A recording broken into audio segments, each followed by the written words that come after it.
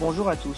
Dans cette vidéo, nous allons voir comment les différents indicateurs économiques influent sur le marché du fixed income. Tout d'abord, nous pouvons ranger les différents indicateurs dans différentes catégories. La première catégorie, c'est leading. Un indicateur, il est considéré comme leading quand il change avant que l'ensemble de l'économie ne change. Ensuite, on a les indicateurs coïncidents. Ce sont des indicateurs qui reflètent les attentes du marché. Par exemple, si les entreprises pensent que les taux d'intérêt vont augmenter, elles vont adapter leur comportement maintenant plutôt que d'attendre que les taux d'intérêt augmentent réellement. Ensuite, on a les indicateurs lagging. Un indicateur, il est lagging lorsqu'il change après que l'économie dans son ensemble ait changé. Il sert à confirmer la tendance donnée précédemment par les indicateurs leading et coïncidents. En indicateur leading, on a le consumer confidence, donc la confiance des consommateurs, qui est une mesure qui reflète une idée très simple. Les gens sont plus enclins à dépenser lorsqu'ils se sentent confiants dans leurs perspectives financières et d'emploi actuels ou futurs. Plusieurs organisations font des enquêtes pour recueillir des données sur le sentiment des consommateurs, leurs attentes économiques et leurs projets d'achat, notamment le Conference Board et l'Université du Michigan, qui sont deux sources d'indicateurs majeurs de la confiance des consommateurs.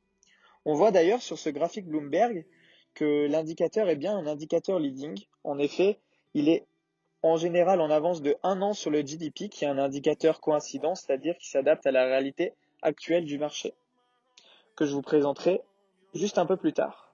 En indicateur leading, on a le IPI. Cet indicateur, publié une fois par mois, montre la production dans les usines, les mines et les services publics. L'IPI ne conserve que les informations relatives à la croissance. L'IPI, il est souvent considéré comme l'un des indicateurs à court terme les plus pertinents, et la Fed suit d'ailleurs de près l'IPI car l'inflation se montre d'abord au niveau industriel. Dans les indicateurs leading, on a aussi le housing start qui représente le début de la construction d'une maison, d'un immeuble ou d'un appartement. L'immobilier est en général en tête du cycle économique, donc housing start, il est utile pour repérer justement les tournants économiques.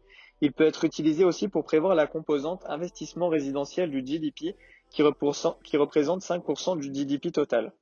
Les permis de construire sont utilisés pour publier le housing start et ils indiquent l'activité future en matière de logement car un permis est déposé avant le début de la construction. Les variations sont inflationnistes et peuvent entraîner une baisse ou une hausse des prix, des obligations et une hausse ou baisse des rendements et des taux d'intérêt.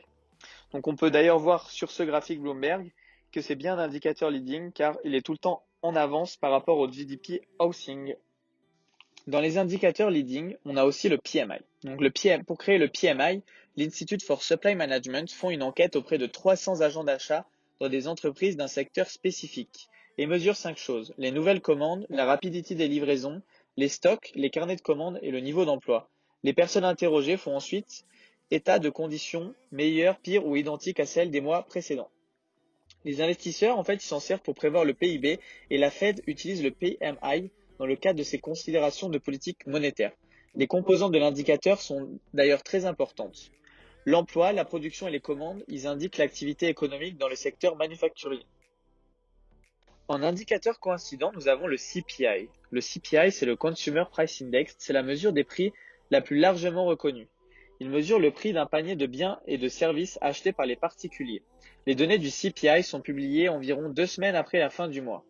Les conséquences de la variation du CPI sont purement inflationnistes.